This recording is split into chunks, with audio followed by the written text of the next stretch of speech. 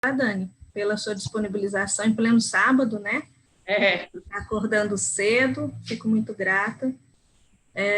Nossa turma é do terceiro ano A, Saúde Coletiva 3. Nós invertemos nossa ementa para falar sobre vigilância sanitária ao final do ano. Geralmente é a segunda ementa que a gente trabalha ao longo do ano, mas com essa pandemia, com essas questões, né, de vigilância epidemiológica, a gente deu uma impulsionada na primeira ementa, que foi justamente vigilância epidemiológica. Então, muito grata pela tua participação, tua disponibilidade, e tenho certeza que você vai poder contribuir bastante com a turma, não só em termos de conceitos, né, conceitualmente, mas também pela tua grande vivência, que não é pouca, né? São 21 anos, não são 21 dias.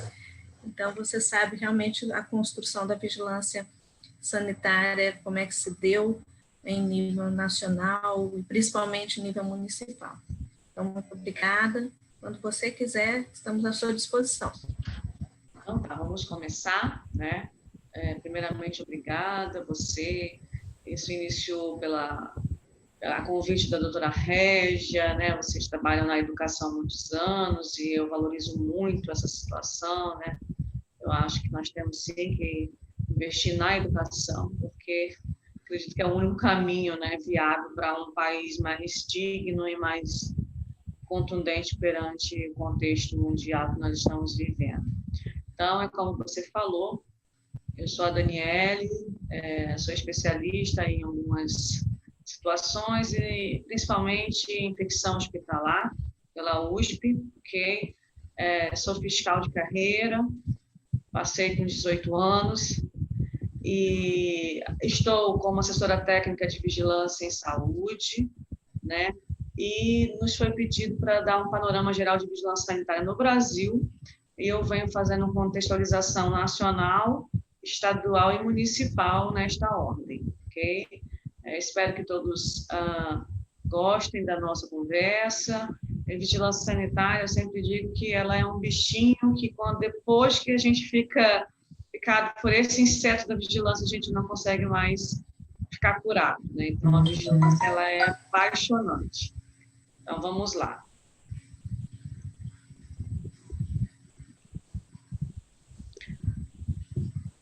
Nossa, eu dei um controle, ele foi fácil.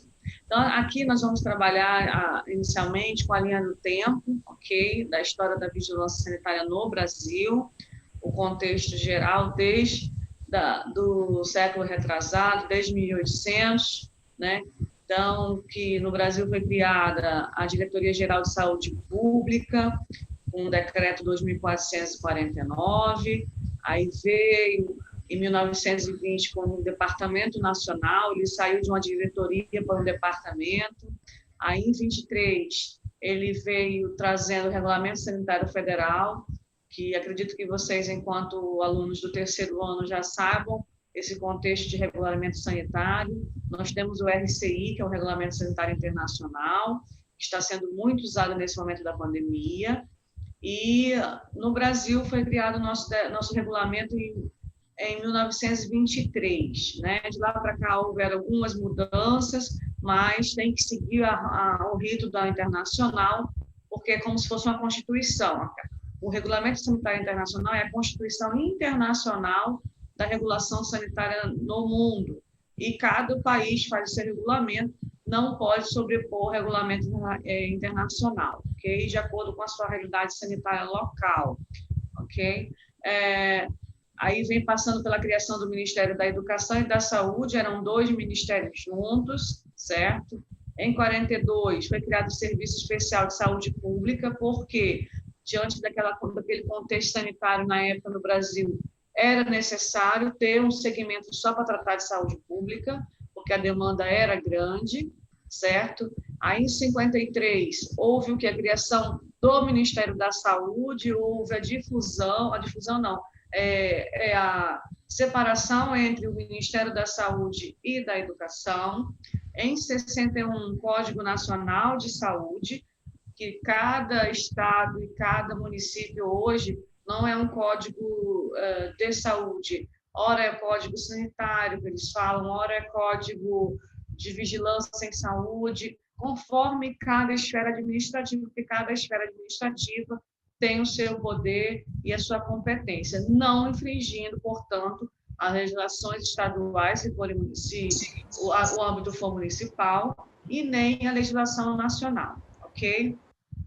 Em 61, nesse código, o que aconteceu? Separou a vigilância sanitária da vigilância epidemiológica, porque as duas eram tratadas de igual situação, sendo que eles foram percebendo que fazia-se necessária a separação desse contexto, porque elas se complementam, mas elas não são a mesma atribuição, elas não fazem as mesmas atribuições. A vigilância sanitária atua num contexto, a epidemiológica atua no outro, e ambas, em paralelo, trabalham em prol de um bem comum, que é a promoção, a prevenção e a proteção à saúde pública em cada contexto que se atua, certo? Em 76, teve a Lei da Vigilância Sanitária Nacional, que é a Lei 6.630, que veio dispor sobre vigilância sanitária, propriamente dita, naquele contexto daquela década, certo? Nós temos a nossa lei-mãe, em termos de vigilância sanitária, que é a Lei 6437, que, quando a gente faz concurso para o segmento, a gente tem que saber, né, essa legislação. Ela vem tratando sobre várias hipóteses, várias situações sanitárias, e cada estado e município, baseado na 6437, desenha o seu código sanitário, o código de vigilância em saúde, o código de vigilância epidemiológica, cada um dá um nome que convém, né? Mas o ideal seria código sanitário para estar tratando desses assuntos, tá? E em 88, como vocês conhecem, bem sabem, foi constituído o Sistema Único de Saúde na nossa Constituição Federal, e trouxe em voga a nossa situação de Sistema Único de Saúde, um sistema muito sui generis no mundo, é uma característica brasileira, genuinamente brasileira. Alguns países tentaram fazer copiar um modelo de serviço, mas não conseguem porque, como eu costumo dizer, tem situações que só o brasileiro consegue fazer, né? Então, manter uma saúde pública nacional, onde não custa nem R$1 para os seus usuários, não é fácil, é um custo muito alto, e em alguns países, como eu já visitei, não existe essa possibilidade de oferta de serviço de saúde a custo zero, certo? Então, a gente tem que pensar que o SUS é o nosso patrimônio, nós temos que cuidar do SUS, tá? Em 1999, houve a criação nacional da Vigilância Sanitária, tá? E que foi chamado hoje a Anvisa, né? Que naquela época é a Anvisa. Coincidentemente, foi o ano que nós fomos empossados no município de Porto Velho como fiscal da Vigilância Sanitária. No século XIX, que eu já falei aqui um pouco para vocês, houve o processo de concessão de licença mais antigo no Rio de Janeiro, porque o Rio de Janeiro era o porto e que recebia todas as embarcações do mundo, né? Então ele era o centro de referência era Rio e Salvador, mas a licença sanitária mais antiga no país está no acervo no Rio de Janeiro, tá? Na década de 30, se publicou o decreto determinando uma inspeção sanitária prévia de concessão de licença de funcionamento sanitário. Então, isso já não é de hoje, vem de muitos anos. Estamos prestes a completar 100 anos, né, dessa determinação, e assim segue até os dias atuais. O que a gente traz como vigilância e como prospecto de acontecimentos que marcaram a nossa nação, né? A situação da talidomida, né, que foi a má formação congênita na década de 60. Vocês são muito novos, mas eu acredito que as professoras devem ter falado sobre isso.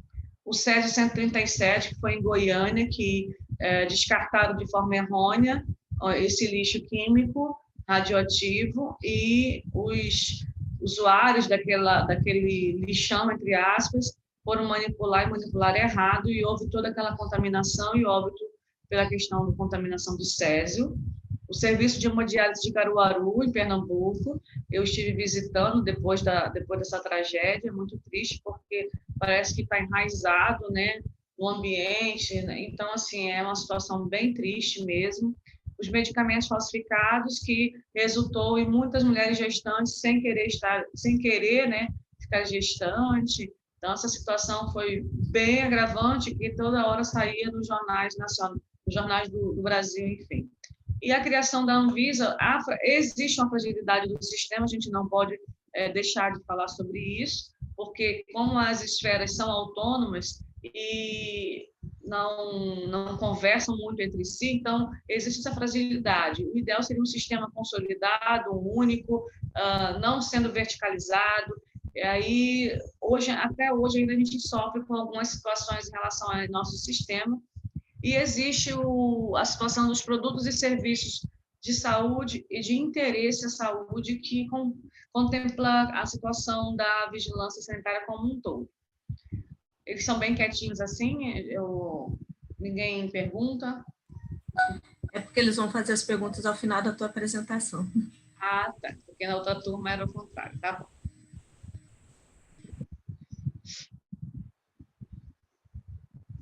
Então, para trazer assim, o que é a vigilância sanitária, não tem como dissociar a atuação de inspeção, a atuação fiscal, a atuação técnica em vigilância sanitária sem o direito sanitário, ok? E até esqueci de falar, eu estou complementando meus estudos e estou fazendo direito porque eu quero me especializar em direito sanitário também, porque vai dar suporte a mais para a gente. É óbvio que com 21 anos de serviço, eu conheço muita legislação, mas eu penso que a gente sempre pode, quando a gente pode agregar conhecimento, agregar valor ao seu serviço, sempre é válido, ok? Então, na Constituição Federal de 88, foi a criação do SUS, no artigo 200, o que eu falei lá na linha do tempo rapidamente, aqui eu trago especificamente, né? E o que é a atribuição do SUS? Olha, ao inciso primeiro, controlar e fiscalizar procedimentos, produtos e substâncias de interesse para a saúde e outras ações que têm que ser inerentes também. Executar ações de vigilância sanitária, está na Constituição, né? A vigilância epidemiológica, a saúde do trabalhador, que agora está no contexto de vigilância em saúde, congregando todas essas vigilâncias. Fiscalizar e inspecionar alimentos, compreendido o controle de seu teor nutricional, bem como bebidas e água para consumo humano. Bebidas e água para consumo humano são considerados alimentos, ok? Porque interfere diretamente no desempenho do indivíduo, no desempenho nutricional, no desempenho fisiológico do indivíduo, tudo que afeta o indivíduo. Intrinsecamente, ele é considerado alimento em termos de alimento sólido e líquido, certo? A Lei 8080, que é a lei que criou o SUS, é o nosso arcabouço jurídico sanitário, né? No artigo 6º, ele vem trazendo o que é a vigilância sanitária, todo e qualquer concurso pergunta sobre isso, o que se entende por vigilância sanitária, né? Então, ela é um conjunto de ações, né? Capaz de quê? Eliminar, diminuir ou prevenir riscos à saúde e de intervir nos problemas sanitários. O que nós estamos fazendo hoje, nesse momento pandêmico? Nós não temos como eliminar a Covid. A gente tinha possibilidade de diminuir os casos e a transmissão.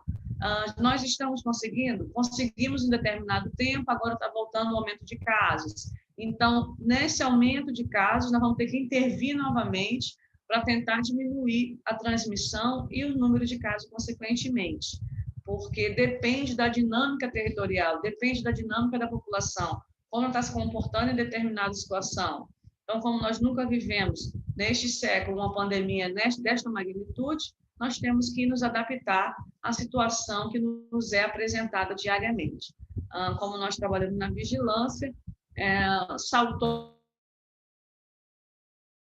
para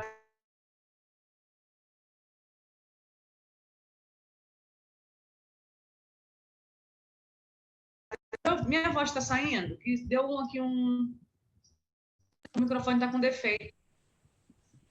Retornou. Tinha dado uma cortadinha, mas retornou. Ele avisou. Então, gente, a situação... Aí eu vou voltar rapidinho, só falando do crescimento novamente de casos novos da Covid-19 em Porto Velho, e que nós estamos trabalhando para intervir, para não aumentar consideravelmente, para não termos mais aqueles picos de surto de 1.000 casos dia, né, 1.500 casos dia, porque o nosso sistema de saúde não comporta tantos pacientes doentes, tantos pacientes internados, então nós temos que intervir nesse momento. Esse é o momento de tentar quebrar a cadeia de transmissão desses casos de Covid-19 em Porto Velho, certo? A lei também contempla a questão do controle de bens de consumo, né? Os bens de consumo que direta e indiretamente se relacionam com a saúde. Ah, Dani, o que você entende como bens de consumo? Às vezes, vocês adquirem algum suplemento alimentar que não é barato, né, na sua maioria das vezes, consome e tem uma reação adversa, né? Tem evento adverso e reação adversa. Tem uma reação adversa àquele alimento, entre aspas, né? Então, isso também é sujeito à fiscalização sanitária, temos que ir no sistema, notificar, informar a Anvisa que está tendo problema e vamos tomar as providências devidas de acordo com a situação que se apresentar. O controle de prestação de serviços é onde vocês vão entrar como atuantes da medicina, né? Então, todo e qualquer prestador de serviço de saúde, que contempla as 17 profissões, mais os de interesse à saúde, que são N profissões agora, a cada dia que passa se tem uma nova profissão no mercado em relação a serviços de interesse à saúde, e lá a vigilância sanitária também tem que atuar, ok?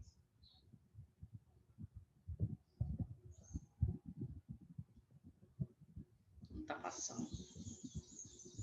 Está passando aí não, né? Não, professora, está no mesmo slide. Ah, tá, passou. Então, professora, em relação a essa ação, eu não sei se eu posso quebrar o protocolo, mas tipo, em relação a essa ação da vigilância sanitária, você falou de um conjunto de ações para diminuir e intervir no processo sanitário. Atualmente, a gente percebe na saúde um processo de militarização. Tanto é que foi indicado para a diretoria da Anvisa mais um militar, né, que é contra o coronavírus, que é a vacina que estão estudando. O que o pessoal da vigilância, qual o posicionamento de vocês sobre essa questão da vacina, do Covid? Quem está perguntando? A Tuane? Isso. Tuane, assim, como eu falei que o nosso sistema de vigilância sanitária ainda é fragilizado,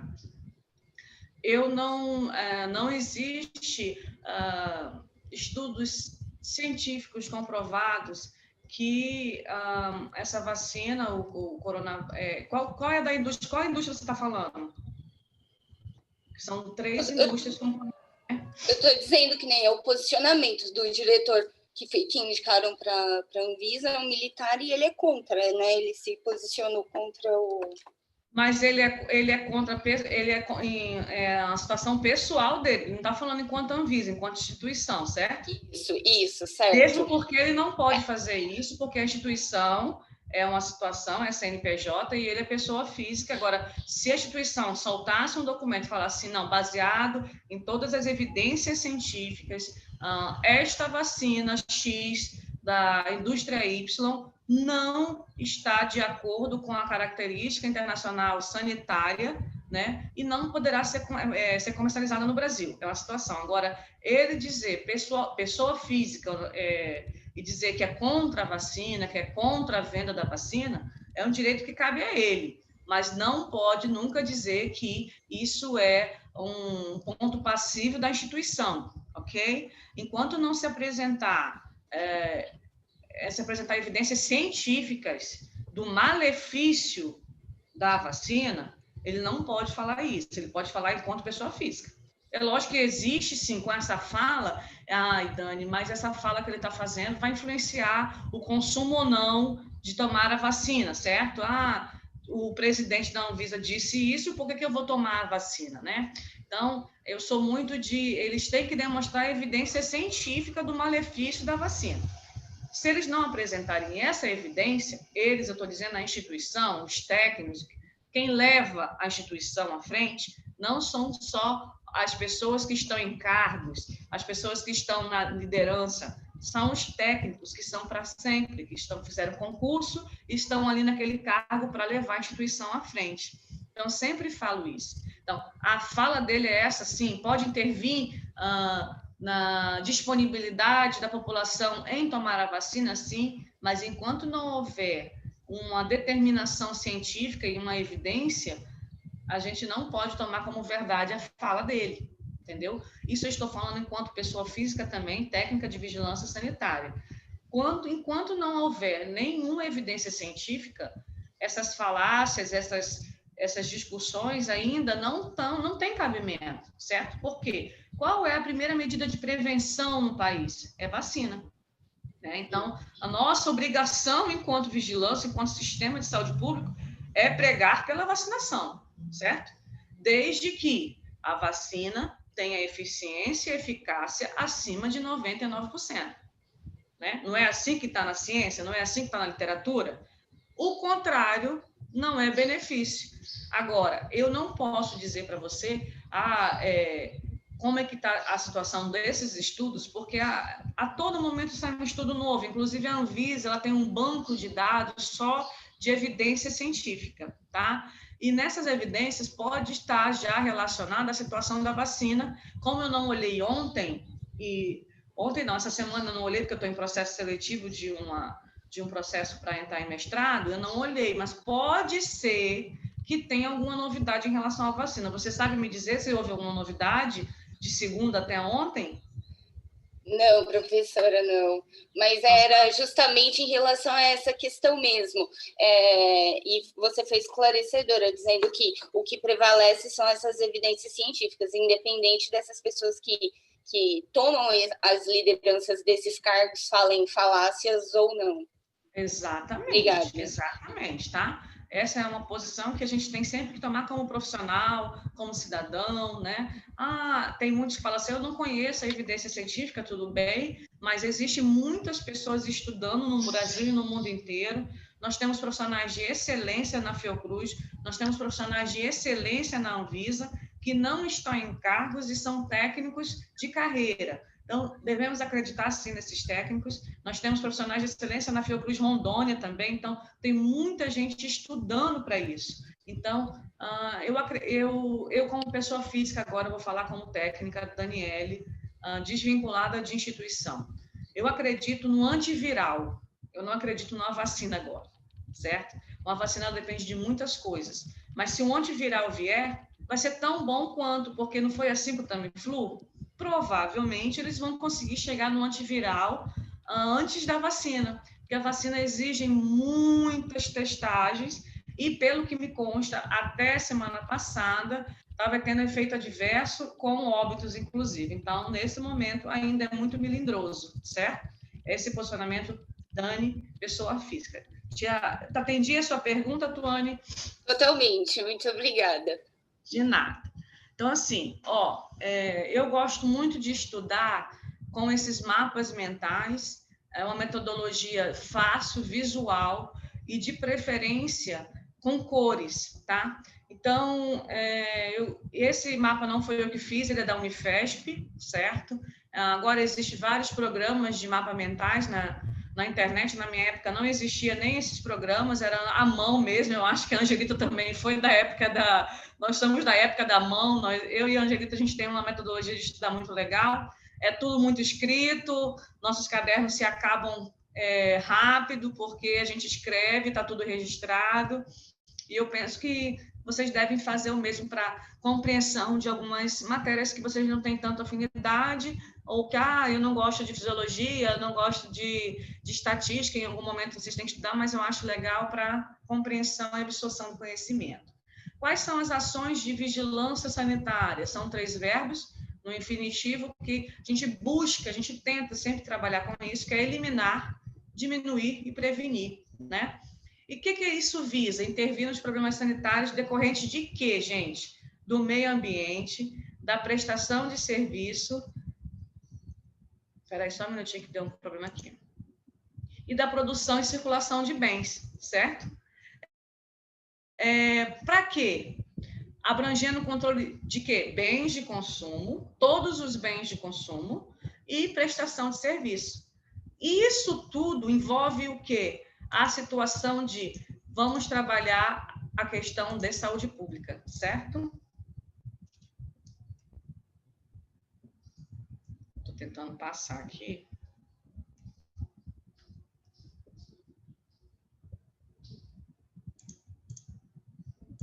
Passou não, né, Angelita?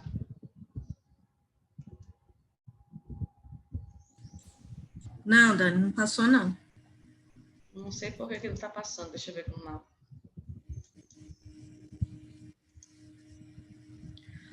Passou. Então, o que a gente visa? A questão da vigilância sanitária, eu trouxe o contexto nacional, né? Eu trouxe o contexto mundial, trouxe a linha do tempo, falei da vigilância sanitária no contexto nacional, e agora a gente traz a vigilância sanitária em Rondônia.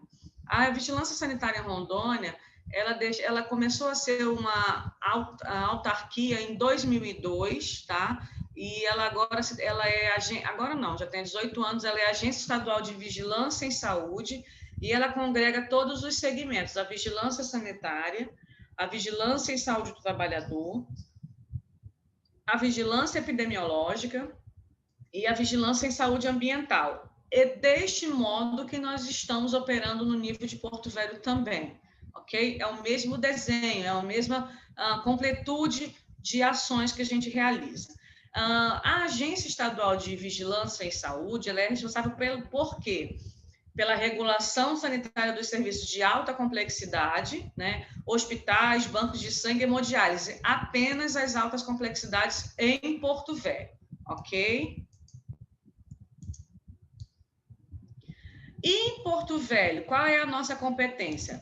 A nossa competência em Porto Velho é todo o serviço, toda a prestação de serviço, bens de consumo, excetuando-se os níveis de alta complexidade que eu falei que compete à Gevisa até este momento. Haverá descentralização e todos os serviços serão transferidos para a Vigilância Sanitária de Porto Velho, certo? Então, nós hoje em Porto Velho somos responsáveis pela regulação sanitária de 86 serviços, incluindo esses que de conhecimento de todos. Instituição de ensino, desde o ensino básico, fundamental até o nível superior, toda a questão do tabaco, tá? E fumos e fumígenos em geral, que contempla vários outros tipos de produtos fumígenos, saneantes e domes sanitários, toda a questão de produtos químicos, de limpeza, de manutenção de ambiente, de carro, de tudo. Todos os laboratórios de análises clínicas independentes, análises clínicas de material biológico, água, toda a questão de laboratorial, questão laboratorial é conosco, cosméticos, toda a questão da venda, não produção, cosmético na venda, tá? A produção é alta complexidade e é com a Anvisa. Alimentos, toda a cadeia de produção alimentar é de Porto Velho também. Medicamentos, varejo, venda, RT, farmacêuticos, enfim. E a vigilância do pós-uso, o pós-consumo de produtos para a saúde e de interesse à saúde no geral, também é de competência do município de Porto Velho, certo? Quais são os programas de vigilância sanitária para os serviços de interesse à saúde? Então, vocês que estão no âmbito da medicina, da linha de frente da saúde, né, existem 2 programas fundamentais, que é a segurança do paciente e o sistema de notificações em vigilância sanitária, que é o NOT-VISA, tá? Então, a segurança do paciente, a gente também já fez essa capacitação, estuda diretamente, rotineiramente, inclusive agora, nesse momento de pandemia, é de grande importância implantar essas medidas de segurança do paciente. Ela é solidificada em 6 momentos, né? Desde o momento da identificação correta do paciente até a reduzir o risco de quedas e úlceras por pressão, que vocês sabem disso, quando o paciente ele fica mantido sob apenas uma determinada posição, ele vai criando escara de decúbito, escaras e outros problemas mais. Então, essa segurança do paciente é todo o fluxo do paciente dentro do ambiente de interesse ou serviço à saúde, certo? Tem que, sim, obrigatoriamente seguir esses passos. Hoje, a maioria dos estabelecimentos assistenciais à saúde buscam esse selo de segurança para estar apresentando, né? E não só o alvará sanitário, a licença sanitária, eles precisam apresentar, porque quanto mais qualidade prestada e transparência aos seus usuários, maior é o score deles, né, diante da situação de saúde, ok? E o Notivisa, eu acredito que eu botei aqui o rosto do sistema, não botei. Então, o Notivisa para vocês, quando vocês estiverem informados, o ideal é que cada um vá à vigilância sanitária, cadastre-se, né? E para registrar queixa técnica e evento adverso a produtos ou serviços da saúde, e todos esses ramos do que eu venho falando, a gente pode estar fazendo a notificação online desses produtos. Nós vivemos uns problemas em Porto Velho, em 2015, eu não sei se a Angelita, você soube do surto de micobactéria não tuberculose em 2015? Não. Então, assim, essa história aconteceu aqui em Porto Velho. Uma profissional de saúde, não, de interesse à saúde, desculpe-me, que se auto-intitulava esteticista, ia à Bolívia constantemente e adquiria um produto para queima de gordura. Então, ela prometia que esse produto, ao ser injetado na área abdominal ou qualquer área que tinha acúmulo de gordura, ele fazia a dissolução da gordura e o paciente, com 10 sessões, diminuía o nível de gordura no seu corpo. E o que aconteceu com isso? Foi aumentando o consumo pelo preço, porque o preço à época praticado era um preço irrisório, e a vigilância sanitária ainda não sabia mesmo, porque eles não eram legalizados, ok? E o serviço era prestado dentro de uma residência. E a vigilância sanitária não pode entrar em residência, a não ser que tenha autorização judicial, ainda que ela tenha criado risco à saúde pública. Aí, após a gente provar que ela criou risco à saúde pública, a gente conseguiu uma concessão do juiz e a gente pôde entrar. Então, foi um serviço feito, olha os erros, prestado dentro da residência dela, não tinha legalização sanitária, o produto era importado da Bolívia e não tinha registro na Anvisa. Ela fez atendimento de mais de 100 pacientes, 55 ficaram doentes, tá? Com graves lesões, gravíssimas lesões, que teve paciente que teve que, depois da nossa intervenção, conseguir até cirurgião plástico para refazer áreas que ficaram dilaceradas, né? Porque um micobactério provocou uma infecção de grande escala, o tratamento foi longo, foi uma situação muito grave vivenciada em Porto Velho. A Vigilância Sanitária e Epidemiológica atuou nesse serviço. Eu fui a campo, eu investiguei a situação, eu tirei fotos de paciente, ouvimos os relatos, é triste, muito triste. Até homens também se submeteram a esse procedimento.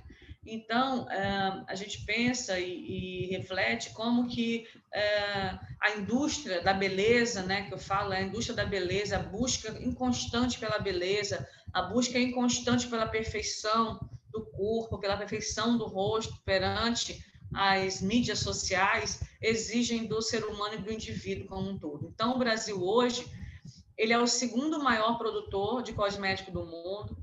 Ele já está ultrapassando, provavelmente ele vai chegar primeiro consumidor dos serviços e produtos de beleza do mundo.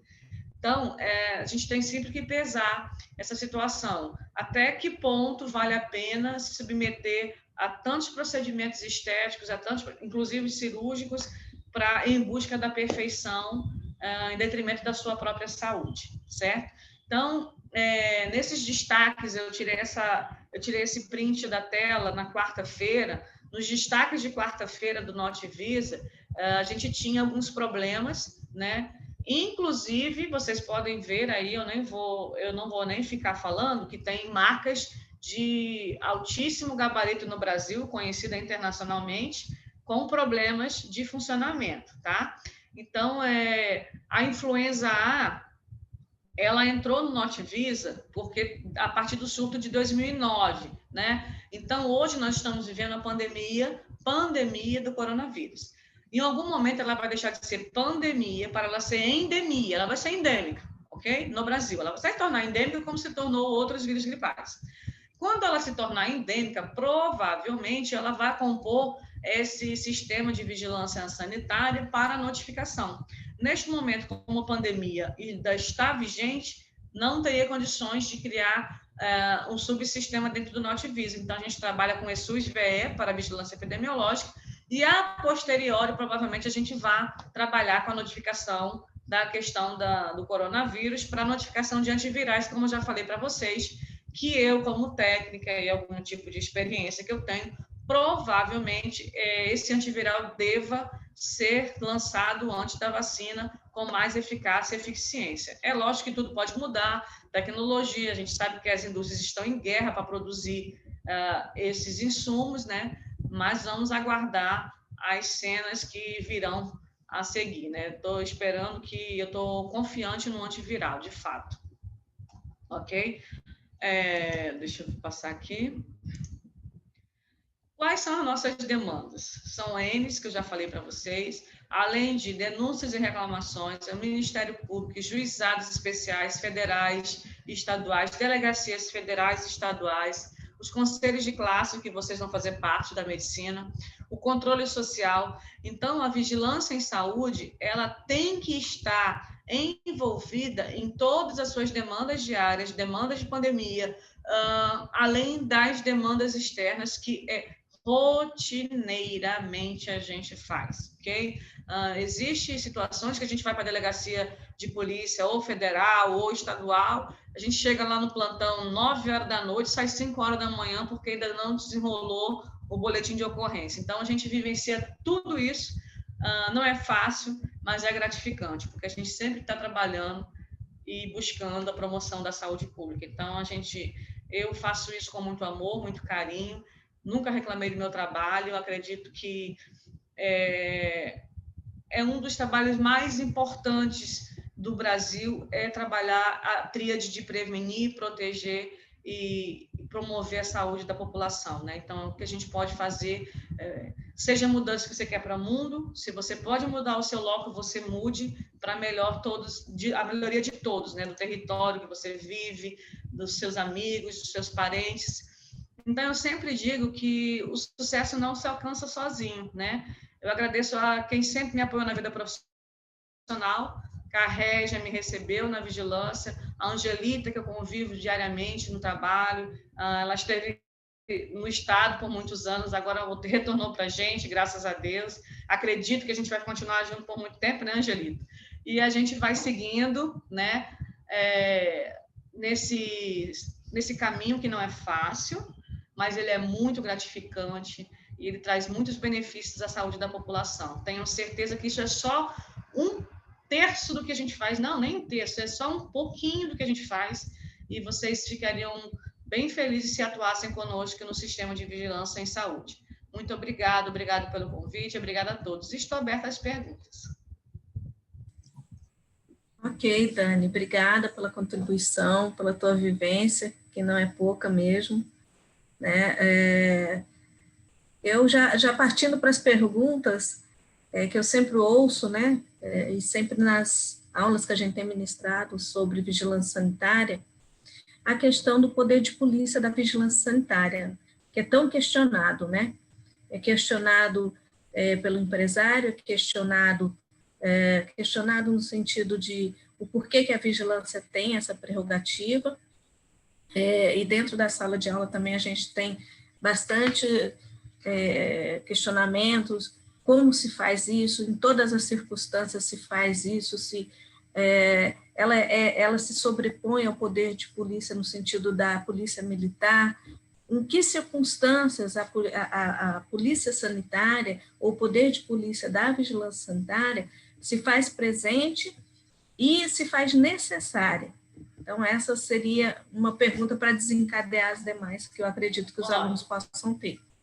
Em relação ao poder de polícia, é um poder, inclusive, eu até esqueci de falar que a vigilância sanitária ela é uma ação de Estado, ela é uma ação que não tem como se terceirizar, ela não existe terceirização para serviço de vigilância, nenhum deles, ok? Ele é genuinamente de Estado, não tem como terceirizar. Ponto 2, o poder de polícia em saúde é de acordo com a circunstância sanitária que se apresenta, tá? Nessa situação que essa senhora fez tudo planejado, ela provocou toda esse agravo à saúde pública com mais de 55 vítimas, né?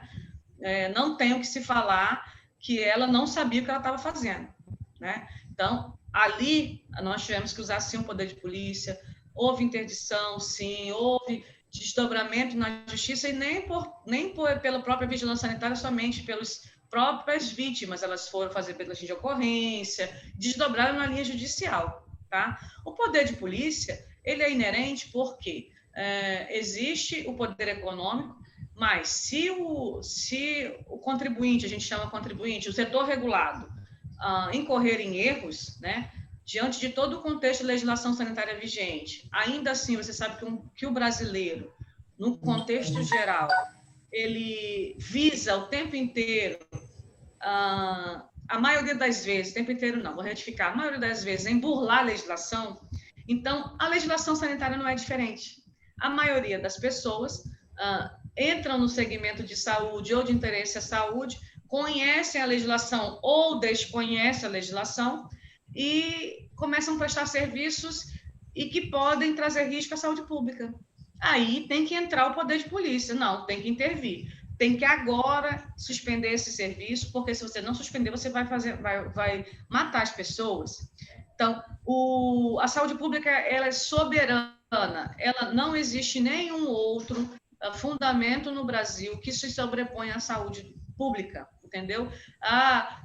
Nós estamos em pandemia, então nós podemos fazer o quê? Aquisição sem licitação, várias situações em relação à saúde pública. Nós temos o dever de proteger e promover a saúde da população, em detrimento a qualquer outra situação, entendeu? Então, enquanto eu sou contribuinte do setor regulado, se eu acometo um delito, intencional ou não, eu tenho que responder por ele. A vigilância epidemiológica não tem poder de polícia, a vigilância da saúde do trabalhador não tem poder de polícia, eles vão informar a vigilância sanitária e a vigilância sanitária vai tomar as providências. Dani, sempre culmina no mesmo determinação de vigilância sanitária? Não culmina. Ora é interdição, pode ser, ora é uma multa, pode ser, ora é suspensão do serviço, até provar que saneou, pode ser, né? Então, depende do cenário sanitário, né? E nós, há muito tempo, que eu acredito que todo mundo está assistindo às redes sociais, que a vigilância sanitária não atua mais como questão só de interdição, porque nós estamos vivendo um momento de pandemia, um momento de crise econômica, né?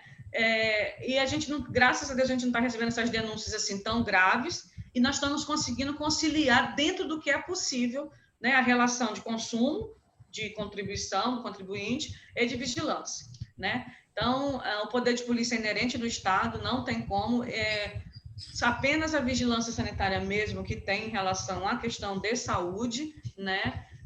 Às vezes a polícia militar está atuando numa determinada ação, ela não tem o poder de interdição, ela tem que chamar a vigilância sanitária. Se for caso de interdição, a gente interdita. Se for caso de multa, a gente multa. Então, depende da circunstância sanitária observada, tá? Nem sempre se culmina no mesmo ato.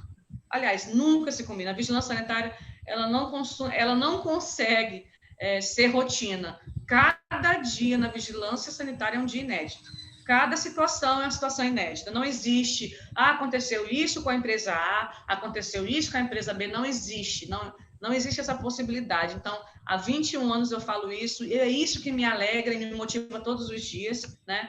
Eu respeito muito o contribuinte, setor regulado, mesmo porque é o setor, são vocês que pagam o nosso salário, nós pagamos os nossos impostos, né? Mas eu respeito e valorizo muito o setor regulado, porque nós saímos de uma situação de 1999 a 2020, que houve uma evolução enorme na prestação de serviços de saúde, na prestação de serviços de interesse à saúde, vocês podem estar vendo, os laboratórios todos estão se reformando, a estrutura física está melhorando, a prestação de serviços de esterilização melhorou muito. Existe hoje em Porto Velho indústrias de esterilização de material, de artigos médicos hospitalares, o que a gente nunca se pensou há 15 anos atrás.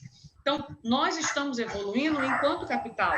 E, para isso, precisa da vigilância sanitária. Não como uma polícia de repressão, mas é uma... Eu sempre digo que nós somos uns assessores, se o contribuinte assim aceitar, nós somos um assessor que a gente não cobra dinheiro, né? A gente dá assessoria técnica de vigilância sanitária, escreve no papel, ele resolve, pronto, ele evoluiu, ele melhorou e está prestando um bom serviço à população. Esta é a nossa obrigação, certo? Não é só de reprimir, não é só de interditar ou multar, não existe isso. Existe uma parceria. Em algumas situações, ele comete o crime mesmo, porque ele quis, a gente tem que ter uma investigação. É como se fosse uma polícia militar, gente. A gente faz toda a investigação, é um processo, não é a toque de caixa, não existe isso.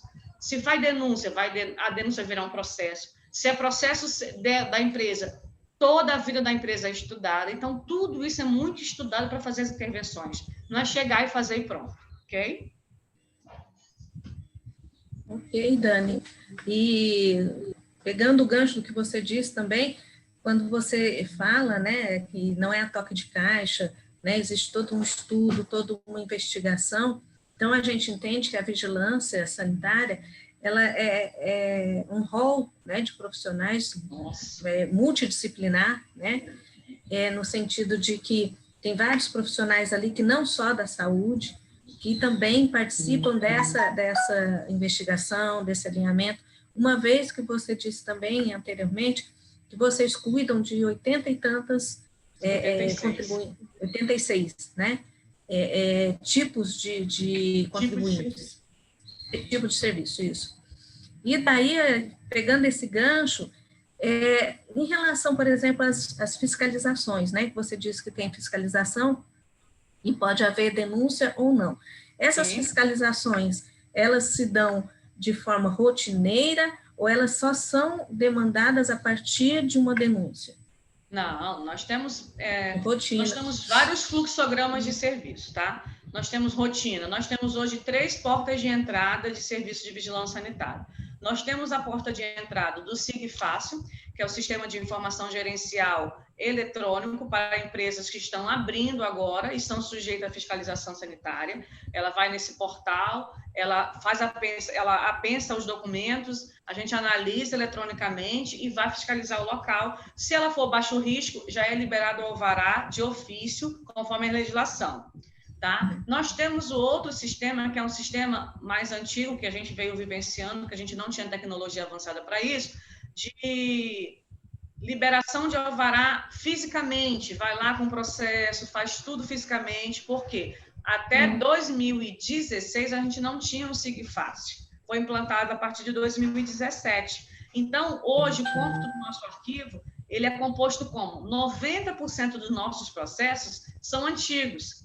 E esse SIG Fácil não aceita a transmissão de dados físicos, a gente já tentou fazer, transformar tudo em ato eletrônico, fazendo a questão de scanner e tudo, mas esse sistema não suporta. Ele é um sistema nacional que visa a questão de fomentar o comércio, né? Então, nesse momento, ele não comporta. Nós vamos ter que fazer um sistema paralelo para os processos antigos. Então, é pelo SIG Fácil para processo novo, processos antigos fisicamente, né, que a gente está mudando um pouquinho, dando uma cara tecnológica, recebendo uma documentação pelo e-mail, ok? Nós montamos uma estratégia de estar recebendo esses documentos por e-mail, escaneados, e tem as denúncias, e tem o Ministério Público, que tem essas denúncias, quando chegam até nós temos que apurar em até 24 horas ou 48 horas, dependendo da gravidade da denúncia, tá? A maioria das denúncias são de estabelecimentos legalmente constituídos, ou seja, eles têm um processo dentro do Departamento de Vigilância Sanitária, Departamento de Vigilância e Saúde. Então, tendo um processo, a gente olha o histórico da empresa antes de apurar a denúncia, para ver se aquela denúncia é de primeira viagem, se ele incorre em erros, se ele é um bom contribuinte, se ele não causou problema. Então, assim, e pasmem vocês, 98% das denúncias são verdadeiras. Eles não ficam denunciando a bel prazer. As denúncias da vigilância sanitária, 98% tem fundamento, tá? Então, geralmente, quando chega a denúncia, a gente tem que apurar porque é verdade. Então, assim, no mundo de 100%, só 2 que eles Tá certo. Denúncia e não deu certo. Mas é 98%. Então, geralmente, a gente tem um processo. Por isso que eu falei, olha, faz a análise retrospectiva daquele processo, vê como é que é o comportamento daquele contribuinte. Lógico que tudo pode acontecer, gente. Nós lidamos nós somos seres humanos. Às vezes, a denúncia é de ordem hidráulica, por exemplo, estourou um cano na área de manipulação da panificadora X. É possível? Lógico que é, né? É possível, lógico que é. Estourar um cano, acontecer alguma coisa, mas ele pode manter aquele cano estourado o tempo inteiro? Não. Aí houve a denúncia, a gente vai lá apurar. Aí a gente notifica, ele resolve o problema e pronto, entendeu? Não interditor. Agora, teve casos que a gente chegou em estabelecimentos, né? Que a área de manipulação parecia uma pocilga, tá? Parecia um esgoto a céu aberto dentro da área de manipulação, não tem o que fazer. É interdição sumária. O que não se permite, presença de ratos, de roedores, de vetores, né? E de esgoto a céu aberto dentro de área de manipulação. Então, isso não tem acordo. É interdição sumária, até que se resolva o problema, certo? Então, tem situações gravíssimas, como tem situações que a gente consegue resolver no mesmo momento. Não, você faz isso aqui, nosso plantão é de 12 horas, né, geralmente, aí ele resolve, quando termina o plantão, ele liga, a gente vai lá, apura e libera a situação do serviço dele. Então, a gente sempre trabalha na questão de nós temos que classificar o risco sanitário. Se não houver classificação de risco sanitário, você não consegue ter um parâmetro de inspeção, entendeu? Então, tem mais ou menos um parâmetro, e o setor regulado já sabe esse parâmetro, eles entendem isso.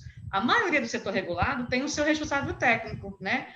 Com clínica de psicologia, é o psicólogo, né? As clínicas geralmente não dá trabalho, né? O que dá trabalho são áreas de manipulação, tanto para alimento, como para produto químico, né? Como para produto farmacêutico, que nós temos farmácias de manipulação. Então, esses ambientes têm que estar rigorosamente limpos, não podem estar sujos, apresentando problemas, risco químico, risco físico, então, risco biológico. Então, existe que nós não estamos dentro de uma bolha, mas sempre minimizado. Se esses riscos estiverem minimizados, a gente trabalha tranquilamente. Senão, a gente tem que fazer a intervenção.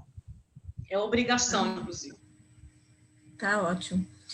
Dani, nós temos aqui uma pergunta no chat do grupo do Felipe Toledo. Ele pergunta o seguinte, que a apresentação foi excelente, né? A gente dispensa comentários, que foi mesmo.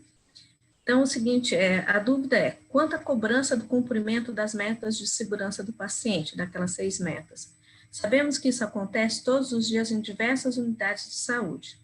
A vigilância possui alguma função em cobrar o cumprimento das mesmas ou depende da diretoria da unidade local? Obrigação de fazer da vigilância sanitária. Como eu falei para vocês, a vigilância sanitária não atua no setor de alta complexidade, que são os hospitais, onde a maioria dos problemas afetam a segurança do paciente estão envolvidas, certo? Nosso âmbito do município de Porto Velho, Dani, quais seriam os ambientes que a gente poderia trabalhar? É a maternidade municipal, certo? E as UPAs, né? Porque nas policlínicas eu não acredito que nem o paciente não fique nem 2 horas, fique pouquíssimo dentro do ambiente. Então, nas UPAs é que a gente, um mede pela outra, fica 10 horas, 12 horas no máximo, que também não pode ficar, e na maternidade.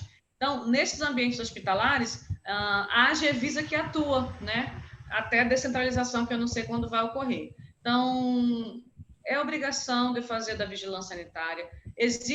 Tem que existir 2 comissões dentro dos ambientes de prestadores de serviço de saúde. Na maternidade já tem, que é o serviço de controle de infecção hospitalar, que está totalmente relacionado à segurança do paciente, e o serviço de vigilância epidemiológica hospitalar também, que pode auxiliar nessa segurança do paciente, ok? Então, o serviço interno, ele tem a responsabilidade diária e rotineira de fazer, né? E se acontecer algum problema entre esses 6 passos, aconteceu um surto muito grande devido a ausência de tal prestação de serviço pelos assistentes de saúde, aí a vigilância sanitária tem que intervir. Mas, geralmente, quem faz as intervenções internas é o próprio serviço do estabelecimento assistencial de saúde, né? Que é o de controle de infecção hospitalar. Existe unidade de saúde no Brasil que já existe um núcleo de segurança do paciente, tá?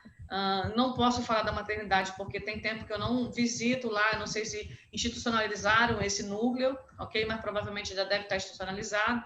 E a vigilância cobra a instituição dessas comissões, desses núcleos, porque é lá dentro que se acontece o problema, né? E se esses núcleos ou essas instituições não estiverem bem estabelecidas, pode-se incorrer em problemas para os pacientes, certo? Mas, pelo que eu sei, a maternidade vem ganhando prêmios de prestação de serviço, vem ganhando prêmios de qualidade. Eu não acredito... a gente saberia porque quando chega a denúncia, geralmente, eles, em alguns tipos de hospitais, a maioria, aliás, eles denunciam para Porto Velho. Aí Porto Velho que declina para o Estado. Então, a gente saberia mais ou menos o termômetro se tivesse denúncia da maternidade, denúncia da UPA em relação à segurança do paciente. Mas ninguém é vedado de ter problema nos seus ambientes de saúde. Vocês sabem disso, principalmente num momento de pandemia como esse, né? Então, todo mundo está com medo, receoso, eu faço, eu não faço, eu posso fazer isso, eu não posso fazer aquilo. Então, como veio tudo muito novo, né? Nem os profissionais de saúde nem todos estão com aquela segurança de fazer o manejo correto do paciente, porque é tudo novo para todo mundo. Então, a experiência da dor, do sofrimento, da atenção, do cuidado, de vigilância, é de todos nós, não é só do profissional de saúde, é de vigilância, é da assistência, dos alunos, nós temos residentes, nós temos estagiários, então, como lidar com eles dentro desse ambiente? Então, tudo isso a gente tem que pensar enquanto vigilância, enquanto gestão, a Angelita enquanto no GEP, então, é complexo, é bem complexo, mas é muito, muito satisfatório o dia a dia da gente. Eu gosto muito. Alguém da turma quer fazer mais alguma pergunta? Dani? Onde estão os meninos? Felipe agradece. Eu vou fazer. Professora, vai ter prova de vigilância sanitária? Vai, dia 5 de dezembro. Eita! Interessante que a sua apresentação, ela veio justamente para incorporar ao que a gente vem falando nessas 2 últimas aulas, né, que nós tivemos. E daí você realmente fez o fechamento, e isso foi muito bom. Que bom. Sem combinar, eu não sabia qual era a matéria que não sabia. O estágio que você estava dando, não sabia. Exatamente. A gente não tem tempo de conversar, né? A gente não consegue conversar. Não, é só dentro da Semusa, correndo, e WhatsApp, sala virtual, e reunião virtual, tá bem complicado. Mas, enfim. Bem complicado mesmo, está bem difícil. Mas a gente vai levar eu falo que nada é por acaso. Eu estou conversando isso muito com algumas colegas minhas, que eu tenho colegas que estão em processo de depressão, outras que crise de ansiedade, tudo por causa da pandemia. Eu digo que nada é por acaso. Essa pandemia ela veio mostrar alguma coisa para a gente. Nós temos que aprender. Agora ninguém entende, ninguém está entendendo, mas eu penso que a gente tem que fazer alta reflexão e pensar o que eu estou aprendendo com tudo isso, né? E como eu posso contribuir para o futuro dos nossos filhos, o que eu quero para mim. Então, eu acho que a pandemia ela tem várias vertentes. Uma delas é o ensinamento intrínseco da própria pandemia. É verdade, eu acho que eu sempre tento tirar alguma coisa positiva, né? Eu sempre digo que podia ser pior, então tá bom. Claro que, né, 2020 está sendo um ano difícil para todo mundo. Nós, da área da saúde, assim, né, estamos sendo bem cobrados e quase que massacrados, porque a gente precisa dar uma resposta e essa resposta tem que ser rápida. Como é tão novo para todo mundo que a gente ainda não tem muito uma rotina do que se fazer. Então, a gente cria a rotina com o carro andando, né? Troca o pneu com o carro andando. Mas eu acredito, acredito que coisas positivas ainda surgirão. Talvez nesse momento a gente não consiga vislumbrar, porque ainda está muito tumultuado tudo, por mais que a gente tenha, né, dizem que estamos indo para a segunda onda. Já começou, amiga, até esqueci de falar. Né? As pessoas não acreditam e isso é muito preocupante. Já começamos. E daí, Dani, você falou também da questão da descentralização. Nós lemos, nossos alunos leram, né? Discutimos um artigo que trata, da Fiocruz, inclusive, que trata justamente da descentralização da vigilância sanitária. Que houve realmente uma descentralização, tanto é que a nossa vigilância municipal executa o acompanhamento, monitoramento, enfim, fiscalização de 86, né, estabelecimentos. Entretanto, tem aqueles que não são ainda descentralizados, né, as fronteiras, aeroportos, portos, né? E isso a gente vivenciou muito na prática agora da pandemia. Né? Que eu lembro que a gente fazia reuniões lá, a gente, com o pessoal do pessoal da prefeitura, enfim, os comandos, vamos fazer barreira sanitária em tal local. Não, isso não é nossa responsabilidade. Isso é responsabilidade. Eu falava muito isso, sempre falei, né? Isso, né? E daí, como é que você vê essa situação? Você acha que a descentralização, ela não é totalmente ainda para a execução dos municípios, uma vez que a gente não tem recursos humanos para isso, porque pessoal qualificado nós temos, né? Ou é uma questão mesmo de segurar um pouco na centralidade, porque são questões mesmo que talvez perpassam estado, país, continente. Existem algumas vertentes, territórios, né? Nós temos que entender a geografia territorial local. A Anvisa, ela não vai descentralizar a vigilância de portos, aeroportos e fronteiras. Ponto, ela não vai, tá? O que ela provavelmente deva fazer? Ela vai declinar. Só com autorização expressa dela, é que a vigilância de Porto Velho, por exemplo, pode atuar na fronteira Brasil-Bolívia, tá?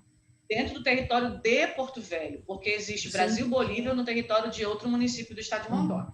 No território de Porto Velho, naquele pedacinho bem pequenininho ali entre Abunã e Vista Alegre, tem uma fronteira Brasil-Bolívia. Exato. Tá? E naquela fronteira mínima, se a Anvisa disser que uma hora ela vai ter que dizer, Porto Velho, faz, tá? Aí ela vai escrever expressamente a autorização para Porto Velho fazer, tá? Enquanto não houver essa atribuição, esse declínio oficial, Porto Velho jamais pode fazer isso, tá? E divisa de estados, a Agevisa tem que provocar Porto Velho oficialmente, porque senão existe o nome invasão de competências, né? Então, não existe essa possibilidade. Nós trabalhamos no esporte, você lembra da história do sarampo, como lembra da agora? Mas a Agevisa, que é a Agência Estadual de Rondônia, falou, eu não tenho RH suficiente, eu preciso de Porto Velho. Mas ela não só falou, ela escreveu e oficiou Porto Velho. Aí Porto Velho foi fazer parte e compôs a equipe, tá? Então, neste contexto de portos, aeroportos e fronteiras, não vigilou possibilidade de descentralização. Vai haver descentralização, sim, da alta complexidade? Vai, como você falou. Eu ainda, Porto Velho, não sei nem por que ainda não descentralizou, não sei ainda. Nós temos técnicos suficientes, técnicos gabaritados, com domínio da arte de fazer inspeção de vigilância, da arte de analisar processo de vigilância, não é só cara crachá, não é só teto, piso e parede, é todo um processo que antecede a inspeção. Então, dentro do ambiente hospitalar, a gente pode demorar 5 dias, 10 dias, a depender do cenário. Então, nós não somos obrigados a chegar no estabelecimento e automaticamente emitir o documento, não, a gente pode fazer toda a análise, escrever, ir relatando diariamente e, quando finalizar a inspeção, convida o senhor proprietário do estabelecimento a ir à vigilância e apresenta toda a documentação, pautado, na verdade, ele assina o documento, né? Se ele se recusar, tudo bem, é um direito que cabe a ele, mas é isso que a gente trabalha.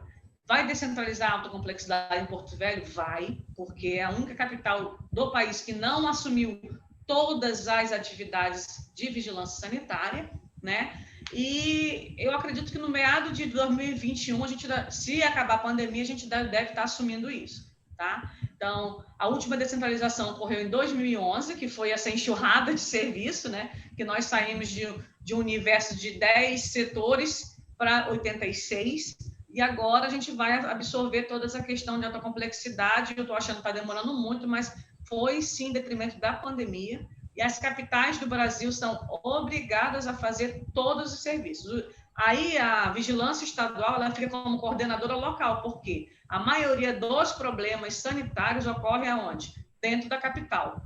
Então, a capital trabalhando por si só, ela só pede apoio ao Estado, né? E não o contrário. Então, Porto Velho ainda deixa toda a questão da alta complexidade com o Estado, mas isso não vai ficar por muito tempo. Acredito que já vá sendo trabalhado para Porto Velho mesmo porque ele não tem técnico para isso. São 52 municípios, né? Ji-Paraná, Vilhena e Cacoal, que são os grandes centros, precisam deles também. Também não houve descentralização 100% para esses municípios. E Porto Velho provavelmente deve estar assumindo isso tão logo, né? Eu não vejo muito distante disso, não. Então, a Portos, Aeroportos e Fronteiras, a Anvisa vai continuar ficando, e a Gevisa, por sua vez, vai tratar Porto Velho como... Ele vai coordenar alguma coisa, apoio técnico, algumas coisas, mas o serviço todo vai ficar para Porto Velho mesmo. Tá ótimo. Realmente a tendência é que a descentralização aconteça, né, claro, de uma forma tranquila, né, paulatina, mas que ela deve acontecer de qualquer forma. É um caminho sem volta, amiga. É um caminho sem volta. É um caminho sem volta. Não tem. Porque humanamente é impossível o Estado estar fazendo todos os serviços de uma capital ou dos grandes centros, sendo que cada esfera é autônoma, então a gente sabe tudo isso, então cada um tem que responder pelo que ocorre no seu território. Exatamente. E ele fica sempre só coordenando. Ótimo. Meus alunos, como é que estão? Querem fazer mais alguma pergunta, Dani? Alguma coisa? Professora, eu tenho 2 perguntas. Ai, que vozinha bonitinha. É amável. É amável, é? Isso, prof. Diga, professora Dani, a primeira pergunta é sobre as pessoas, às vezes, que fazem refeições, né, para vender em casa. Por exemplo, no final do ano, sempre tem essas pessoas que fazem pratos, né, para venda. Essas pessoas precisam de uma autorização da vigilância sanitária ou não? Amabile. O nome bem diferente, bonito, né? O radical do nome parece com amável, né? Então, assim, precisa, né? Você vai comercializar um produto, né? Você não sabe para quantas pessoas, você não sabe... É como se fosse um efeito em escala de PG, igual a pandemia, você vai servir alimento para uma família, estamos na pandemia, mas a família chama outra família para fazer uma ceia junto e, de repente, acontece alguma coisa, né? Então, na hora de investigar, a gente tem que saber a origem do alimento, até a família dizer que comprou do fulano de tal, né? Mas, como é domiciliar, né? Se eu já sou um restaurante, dentro mesmo do meu próprio domicílio, que nem é mais permitido na legislação sanitária, o que a gente preconiza, no mínimo, é que informe que fará alimentos para comercializar durante o Natal, durante as festas, porque a gente tem que ter mais ou menos um registro do lote da produção de vocês, né? Porque não é fácil. Eu sei que muitos estão fazendo, não é só alimento para Natal. Você conhece essas pipoca gourmet? Pipoca gourmet, docinho gourmet, que é o nome, um docinho que está muito famoso, eu esqueci, alfajor. Eu sei, assim, que são tantas, as pessoas estão vendendo tanto alimento que fazem na sua própria cozinha, né? E tu acha que existe controle 100% disso? Não existe, não existe. Mas, assim, ter o cuidado de escrever qual foi o cardápio que foi preparado, ter o cuidado de escrever para quem vendeu, é um controle de produção e venda do que você está fazendo, tá? Não, eu estou falando como hipótese, não sei se você vai fazer isso, não tem como a gente entrar dentro da casa do cidadão e proibir isso, né? Estou falando como Daniele agora, não como instituição, tá? Então, o que eu, enquanto Dani, falo para vocês? Registrem o que estão fazendo. Eu vou vender tal bolinho, tal pipoca, tal alfajota. Escrevam, registrem à mão. Ainda não foi suprimido a escrita à mão, eu sempre falo isso. Não esqueçam que tem que registrar. Eu fiz a pipoca X no dia X. Aí, se a pessoa quiser te acusar depois que comprou produto A seu, feito há não sei quanto tempo, você tem como provar mais ou menos à mão o que você está fazendo.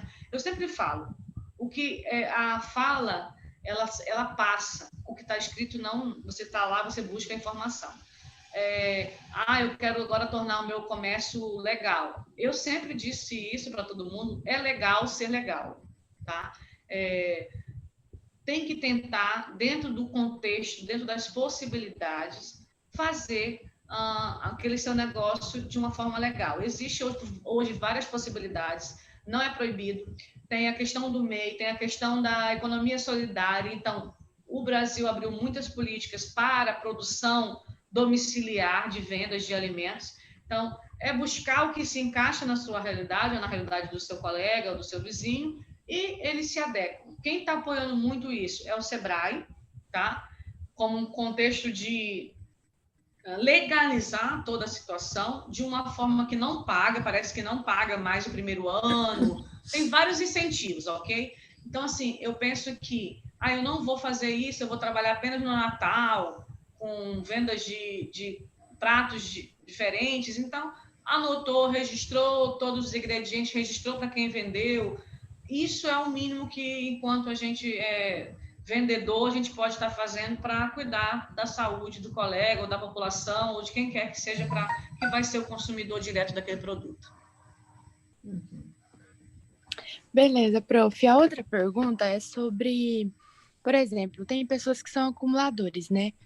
A casa dela é tipo um lixão. Aí junta um monte de barata, de rato e fica indo para casa dos vizinhos. Quando denúncia? Pois é, quando tem denúncia, os vigilantes que vão lá nessa casa, eles têm que ter uma autorização do juiz para poder ir, que nem a senhora falou? Olha só, o que a gente está hoje, eu vou já te falar o que a gente está fazendo. Nós estamos em processo de aquisição de drones, tá? Para fazer essa vigilância aérea. Por quê? Nem subir no muro a gente não pode fazer isso, porque isso é invasão de privacidade. Eu sei que incorrem erros aí, geralmente o denunciante, ele tem a prova cabal do erro do vizinho, digamos assim, entendeu? Ele fez, de algum momento ele tirou aquela foto, eu não sei quem tirou, não sei quem subiu, não sei, mas chega a foto, tá? Constatando a irregularidade sanitária. E enquanto inspeção sanitária, nós temos que provar por nós mesmos, além do que ele trouxe aos autos. E a prova dos às vezes, pelo portão você vê, depende da situação, né? Então, assim, quando é muito agravante, né, quando é muito sério, o risco é muito iminente, a gente tem que fazer alguma forma cabal, a gente aciona o MP, que é o Ministério Público, né, na Promotoria da Saúde, e ela já aciona o juiz do plantão, que autoriza a entrada para fazer a ação. Geralmente, o que esse programa a gente trabalha, que é a vigilância em saúde ambiental. E qual é o agravo de maior implicância nessa situação? A dengue, né? Que é esses locais abandonados, ou que tem locais e residências que a pessoa mora dentro, mas o lixão é uma constante na vida deles. E eles não conseguem se livrar, isso é uma doença, né? A acumulação de lixo é doença, mas eles não conseguem se livrar. O caminhão do lixo passa regularmente, mas eles não conseguem se organizar para jogar aquele lixo, eles não são organizados para fazer a manutenção do quintal deles. E a vigilância, por sua vez, ela não pode adentrar a domicílio. Então, é só por meio de denúncia, né, com risco iminente à saúde pública, com comprovação. Aí, geralmente, o denunciante comprova, a vigilância inspeciona, se não conseguir, por nenhum momento, vai só a prova do denunciante e o Ministério Público e o juiz vai ter que mandar autorização para a gente fazer. Isso já ocorreu, inclusive, esse ano, umas 5 vezes. A gente já conseguiu autorização de entrada. Mas existem pessoas que abrem a porta, tá? Se a pessoa abrir a porta e permitir a entrada, né, a gente escreve na notificação: o proprietário permitiu a entrada, a residência, tal dia. Porque tem que registrar. Só vale o que está escrito na situação. No serviço público só vale o que está escrito. Não adianta falar, tem que escrever. Ok, Amábile, ok? Contemplei a tua pergunta? Sim, então esse serviço de vocês é diferente, por exemplo, do serviço da SUCAM, que eles vão a domicílio procurando água parada. Eles podem entrar, né? Eles podem, se o morador disser que pode entrar. Na maioria das vezes, eu vou falar para vocês, os moradores deixam entrar. Mas como eu vou investigar a denúncia, veja você, se coloque nesse lugar. Aí eu bato na sua porta, dona Amábile, eu vim aqui apurar uma denúncia dizendo que seu quintal está sujo. Você já vai ficar com raiva e você não vai deixar eu entrar, né? Não, eu não vou produzir prova contra mim, ele não vai falar isso. Não vou deixar entrar, a casa é minha, agora é diferente. Dona Amábile, eu vim aqui para verificar se seu quintal tem larvas de mosquito, que é risco à sua saúde pública. É diferente a finalidade da visita, né? Uma, eu vou investigar a denúncia, investigar se ele realmente está incorrendo em erro sanitário. E na outra, eu vou tentar ajudar a ele minimizar o problema de acúmulo de resíduos e lixos e logo, né, a presença dos mosquitos que promovem a doença, né? Que não é só o Aedes, são vários. Beleza, professora, muito grata. Nada. E aí nós vamos para a nossa quarta pergunta do nosso quarto grupo, Dani. Estão perguntando que é até interessante. Meu grupo gostaria de saber quem fiscaliza as atividades da vigilância sanitária e como essa fiscalização é feita. A gente tem tanto fiscal, né? Esse aqui tem diga a eles que todos os órgãos de controle fiscalizam ações da vigilância sanitária. Todos. Até as vírgulas. A civil, a polícia, a controladoria, o Tribunal de Contas, o Ministério Público. Conselho Municipal de Saúde. Nós vivemos num grande Big Brother, gente, o tempo inteiro. Tudo é fiscalizado, tudo hoje é filmado. Então, assim, a pessoa... eu fui lá, ninguém me viu. Alguém está te filmando, alguém está tirando foto da sua ação. Todas e chega denúncia o tempo inteiro. Eu sou assessora técnica e fico nessa área no segmento de processo, de apuração de denúncia e de atendimento às demandas externas, que são milhares.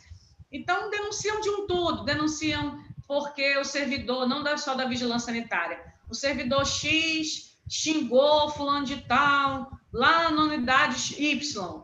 Como que tinha alguém perto dessa pessoa que viu o que aconteceu, que liga para denunciar na vigilância, que liga para denunciar no Ministério Público? Então, hoje nós vivemos num grande Big Brother, a gente não tem privacidade de nada, nem deve ter. Né? Então, o serviço público é para o público, né? Então, tem que ser fiscalizado sim. Além de tudo isso, tem o portal da transparência, né? Que tudo tem que estar transparente, as ações. A gente só não pode, de jeito nenhum, maneira nenhuma, publicizar os processos nem o nome dos donos. Isso não existe, tá? É sob sigilo. Mas a vida do servidor público, a gente não tem privacidade. A Angelita sabe disso. Então, é o tempo inteiro. A gente tem que andar com um crachá gigante no pescoço, com um colete gigante. As pessoas têm que saber quem está ali é a vigilância sanitária, entendeu? Não existe a possibilidade de a gente chegar no estabelecimento e não houver reconhecimento. Mesmo porque se está acontecendo isso, porque tem algum problema, né? Todos os órgãos de controle fiscalizam as fiscalizações. Ok. Professora, eu tenho mais uma pergunta. Sim. Em relação a essa segunda onda que nós estamos vivenciando agora, né?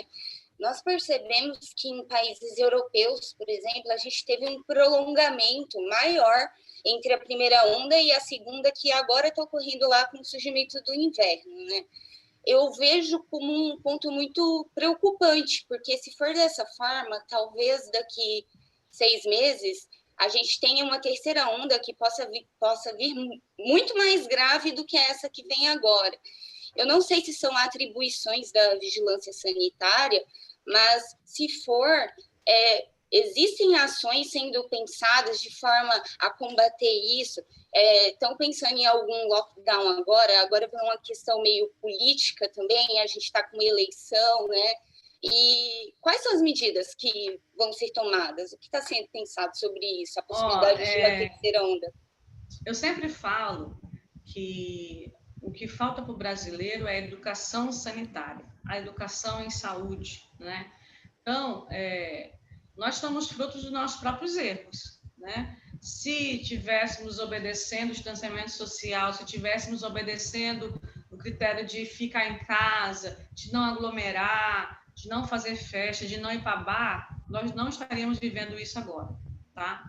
Mas, porém, entretanto, estamos vivendo e vamos viver mesmo. Então, o que eu sugiro a vocês, estudem a grande pandemia de 1918. Nós estamos vivendo ela toda de novo, toda. Ela durou 3 anos, tá? Mas não tinha saneamento básico, não tinha vacina, não tinha medidas químicas para o controle, apenas medidas físicas, tá? Em 1918, né, estava terminando a Primeira Guerra Mundial. E olhem vocês, dentro de um contexto de guerra com a pandemia. Então, agora, nós estamos vivendo uma guerra, é uma guerra cibernética, que eu falo isso, porque todo mundo vive em guerra nessa internet, que Deus me livre. É uma guerra social, é uma guerra política, vocês estão vivendo isso. Então, assim, eu não entendo, não vislumbro, não consigo entender como que um país vivendo uma situação dessa ainda coloca para frente uma eleição. Não concordo, particularmente eu, Daniela, não concordo com isso. Isso é um tiro no pé. Eu disse para a Regi e para todo mundo na vigilância que amanhã é dia 15. No dia 29, nós vamos ter um grande problema em Porto Velho. Grande problema em Porto Velho. Então, assim, por que insistir nos erros, né? Os europeus, né? Os norte-americanos, canadenses, se o governo fala não faz, eles não fazem, né? Não, vamos cumprir o lockdown. A Itália ficou fechada durante 4 meses, 3 meses e meio, fechada. Itália. Então, assim, um país de gente adulta para velho. Então, assim, como que no Brasil a gente não consegue isso? Não consegue porque a gente não tem economia de consistência, não consegue porque a gente não tem uma educação sanitária legal, não consegue porque a população não obedece regras, não obedece legislações. E eu já disse que agora está tudo desgovernado, porque você pode dizer que está lockdown, as pessoas podem ver o colega morrendo do lado dele, que não vai mais abalar ele. A morte foi banalizada, a morte pelo coronavírus foi banalizada, infelizmente. Nós vamos fazer todas as tentativas que nós vamos fazendo desde o início, sabe? É a Amable que perguntou, né? A gente já vai publicar. Manter distanciamento social, uso de álcool em gel, o autocuidado, não ficar saindo, e provavelmente, né, acredito que o governo do estado vai soltar um decreto semana que vem para fazer o lockdown. É o que eu estou vislumbrando. Eu não, sinceramente, como pessoa física, isso tudo me revolta muito, porque a gente está cansado, né? A gente está trabalhando desde o dia 17 de março sem parar. Então, isso cansa a gente, né? Graças a Deus, a minha família, eu converso com a minha família sempre segue o que a gente está falando, mas não adianta um núcleo familiar fazer e o vizinho. Então, é não receber mesmo visita, o que eu faço, eu não recebo visita, eu não vou na casa de ninguém, porque a gente precisa passar por isso, né? Quanto tempo mais a gente vai durar nisso? Eu estou muito preocupada também com essa situação. E querendo nem votar amanhã, estou querendo não ir votar amanhã, mas aí fica aquela questão, poxa, aí a minha cidadania, meu direito de voto, né? Eu vou, mas eu vou igual como se eu estivesse indo para dentro do hospital. Então, assim, essa situação é complicada, né? Nem todo mundo dispõe também de recursos para estar comprando álcool, para estar comprando máscara, para estar comprando... A gente sabe disso, né? Então, não é fácil, Amabile, mas a gente vai, de novo, trabalhar diante de um contexto que está nos apresentando o que é. Agora, se vocês não sabem, eu vou compartilhar com vocês. A Justiça proibiu o município de Porto Velho de fazer qualquer tipo de campanha para o coronavírus. A gente não pode colocar nada no site dizendo assim, se você estiver doente, não vá votar. A gente reduziu tantos casos. A gente está usando o nosso próprio WhatsApp, nossos status para publicar as coisas do coronavírus, gente. Porque a justiça entende que se a gente fizer essa situação de campanha para o político, pelo amor de Deus, tá? Enquanto que o TRE lançou uma nota dizendo que se estiver doente não pode ir. Por que o TRE pode lançar nota? Ele não é um órgão da saúde e a saúde não pode.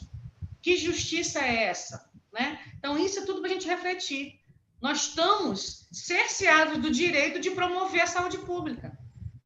Já estão cerceando o direito de promoção da saúde pública, porque isso é um ato de promoção e prevenção. A gente tem que publicar, sim, que os casos estão aumentando, sim. E todo mundo sabe disso. Só que eu não posso colocar no site da prefeitura, eu tenho que colocar, eu não conheço todo mundo, eu não sou youtuber, não sou famosa, como é que as pessoas vão saber que estão aumentando os casos? A Régia também não é famosa na YouTube, como é que vai saber?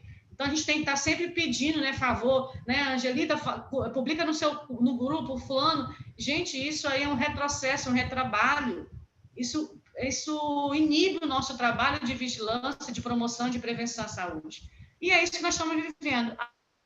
Até o dia 29, nós não vamos poder botar nenhuma vírgula no site, entendeu? Então, é por isso que parece que a gente não está trabalhando, mas não é a verdade. Nós estamos trabalhando muito e não pode escrever nada, não pode publicizar nada, infelizmente. Tá? Desculpa o desabafo. Não, mas é importante, né? E até para que os alunos possam colaborar também no sentido de se manterem em casa, de orientar os familiares, amigos, vizinhos, e fazer essa publicização que a gente precisa, né, Dani? Não tem como somente alguns segmentos dentro da CEMUSA fazer esse trabalho. É um trabalho cansativo, né? Mas vale a pena, mas é muito cansativo. Todos nós já estamos muito cansados desde março nisso. É manhã, tarde, noite, madrugada, final de semana. Então, a gente se cansa bastante. E a gente não vê, por parte da saúde, né? Essa banalização, porque ela não existe. Ela não existe. As pessoas continuam morrendo, as pessoas continuam precisando de leito hospitalar, precisam ainda de ventilação mecânica. Então, por que isso, né? Olha, vou compartilhar uma situação com vocês. É público porque, em algum momento, algum aluno conhece o amigo do amigo, que é uma rede, né? Ontem eu recebi uma mensagem, eu chorei, porque o colega da regulação disse para mim, eu tenho 250 pacientes na fila, não tenho mais vaga para atender, tá? E o telefone não para de tocar. Nós estamos com 243 casos novos de quinta para sexta. Eu vi. Nós estávamos 45, aumentou. 40, 49. Então, assim, vai piorar. Vai piorar. Dia após dia vem aumentando. Nenhum dia essa semana diminuiu. Gráfico em ascensão. Parece que nós estamos voltando à fita da vida, sabe? Ao passo que a gente deveria estar avançando, terminando com isso. Muitas reinfecções, entre aspas, porque o Ministério não considera reinfecção acima de 90 dias e assim vai. Enfim. E os sinais e sintomas estão vindo com uma carga viral ou superior, ou eu digo que é carga viral superior com potência de agravo, tá? O que a gente ficou, eu fiquei no caso médio, meu caso foi médio, mas Deus me livre de pegar de novo, Deus me livre, que eu não sei, a Angelita também ficou no caso médio, grave, então assim, não sei, entendeu? E a situação é essa, não é, Angelita? Pedir colaboração dos seus alunos da medicina mesmo, compartilhar mesmo nosso boletim para as pessoas entenderem a gravidade que nós estamos vivendo de novo, né? Só 243 pessoas que ficaram de novo. Gente, é isso que eu falo, é só. Eles sempre colocam só, sabe? Só morreu 3. Não é só morreu 3, morreram 3. Eram vidas, né? São 243 pessoas doentes, a gente não sabe em que situação, de fato, se encontram essas 243 pessoas, né? Então, ter que ser ser humano, ter humanização, se colocar no lugar do outro, é o exercício cidadão que está precisando para todos nós brasileiros. E esses 3 óbitos que você falou, e pode ser da mesma família, né? Que é mais trágico ainda. Tudo Gente, pode, tudo pode, é. É como no início da pandemia, eu lembro quando tinham 20 mil mortes, foi aquele estardalhaço, e hoje nós temos quase 170 mil mortes e tá indo e parece que cada vez vai piorando. Eu estava vendo aqui um dado de 30 de outubro até 12 de novembro, foram 300 mil, aproximadamente 300 mil novos casos. Isso. Exatamente isso. Só que, assim, como eu leio e releio o tempo inteiro a pandemia de 1918, me parece que eu volto o tempo inteiro num flash da vida, né? A gente não estava fisicamente lá. Mas leiam, gente, é exatamente o que a gente está passando, tá? Existiu uma primeira onda, aí o vírus se acalmou, entre aspas, a população saiu, foi comemorar o que está acontecendo agora, comemorou para segunda onda, lascou todo mundo, terceira onda matou mais gente. Então, assim, eu acho que é um exercício de final de semana ler a pandemia de 1918. Vocês vão ver o que eu estou falando. É óbvio que eu acredito no poder da tecnologia, no poder da ciência, no poder dos estudos, que a gente não vai viver isso 3 anos. Eu acredito que é 1 ano e meio, 2 anos mais ou menos para desenvolver o antiviral ou a vacina. Mas é isso. E a humanidade comete os mesmos erros, só que em eras distintas, né? 1918, agora em 2020. Então, são 102 anos que nos distanciam de um evento para o outro, mas com a gravidade tamanha, né? Morreram 500 milhões de pessoas naquela pandemia. Então, vamos ver o que é que a humanidade vai trabalhar a seu favor, né? Ou vai trabalhar sempre contra ela mesma. Não sei. Eu não imagino como é que vai ser o nosso destino. Não imagino como é que vai ser 2020. Eu não sei. 21, isso sem contar 2021, que ainda temos que pensar numa suposta, né, pandemia de transtornos mentais, uma suposta pandemia das pessoas que foram identificadas com CA e que não foram tratadas esse ano. Com certeza. E todos os problemas decorrentes da pandemia, tá? Sim, sequelas. Alguns artigos que estão apresentando cerca de 18% dos pacientes que tiveram Covid estão com problemas mentais, transtornos mentais, tá? Eu disse que não sei como é que vai ficar a minha situação, né? Porque eu sou pós-Covid, já me falam que eu sou meia doida. A gente só vai piorar mais um pouquinho, né, Dani? A gente está rindo porque a situação é grave. Então, assim, eu vejo que nós somos os agentes e poderes transformadores. Temos o conhecimento, temos a ferramenta para intervir, eles estão se formando, eles vão se formar, eu creio nisso, e vão atuar. Então, seja o transformador do seu loco que vive, né? Você é o profissional de saúde da família? Não, meu pai e minha mãe também são. Então, assim, vamos tentar mudar de dentro para fora. Olha, na minha família a gente não faz isso, a gente não se reúne, não faz festa, ninguém vai na casa de ninguém, porque senão nós vamos sempre aumentando em escala de IPG esta pandemia que está muito cansativa. É isso aí. Certo? Ok, Dani. Então, a gente está finalizando nossa aula. Nosso agradecimento, nossa gratidão a Dani pela contribuição, não só da vivência, da experiência, do conceito. Acredito eu que foram sanadas todas as nossas dúvidas. Se por acaso ainda ficaram, a gente tem a semana que vem aí para a gente estar discutindo, eu com os nossos alunos. E agradecer aos alunos por participarem, né? Isso é importante, a sala de aula só se faz se eles estão presentes. Com eles. Não existe, né? Lógico. Tá certo? Mais alguma pergunta, gente? Ou a gente pode finalizar?